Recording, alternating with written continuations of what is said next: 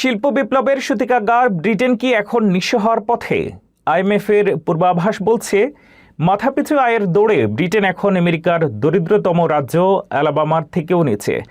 আকাশচুম্বী জ্বালানি খরচ, উৎপাদনশীলতার অভাব আর উদ্ভাবনী শক্তির সংকটে ডুবছে ব্রিটিশ অর্থনীতি। 2026 সালে মাত্র 1% প্রবৃদ্ধির পূর্বাভাস কি তবে একসময়ের এই বিশ্ব শক্তির চূড়ান্ত পতনের ইঙ্গিত? 1800 শতকের বিজ্ঞান ও শিল্পের অগ্রদূত, একসময়ের বিশ্বকাঁপানো ব্রিটিশ সাম্রাজ্যকে এখন নিঃস্ব হওয়ার পথে। আন্তর্জাতিক মুদ্রা তহবিল এবং মার্কিন সরকারের সাম্প্রতিক একটা চাঞ্চল্যকর পূর্বাভাসে উঠে এসেছে এক রূঢ় বাস্তবতা। ব্রিটেন এখন মাথাপিছু আয়ের দৌড়ে আমেরিকার দরিদ্রতম অঙ্গরাজ্যগুলোর থেকেও নিচে নেমে গেছে।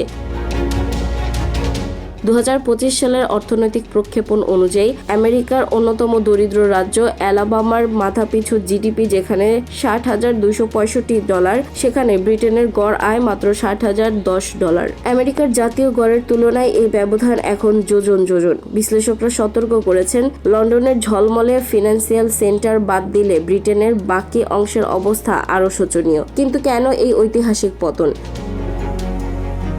বিশেষজ্ঞরা আঙুল তুলছেন উৎপাদনশীলতার অভাব, আকাশচুম্বী কর এবং শ্বাসরুদ্ধকর রেগুলেশনের দিকে। বর্তমানে ব্রিটেনে জ্বালানি খরচ আমেরিকার তুলনায় 5 থেকে 6 গুণ বেশি। ফলে ইস্পাত, গাড়ি নির্মাণ ও রাসায়নিক শিল্পের মতো হাজারো ঐতিহ্যবাহী কারখানা এখন বন্ধ হওয়ার মুখে।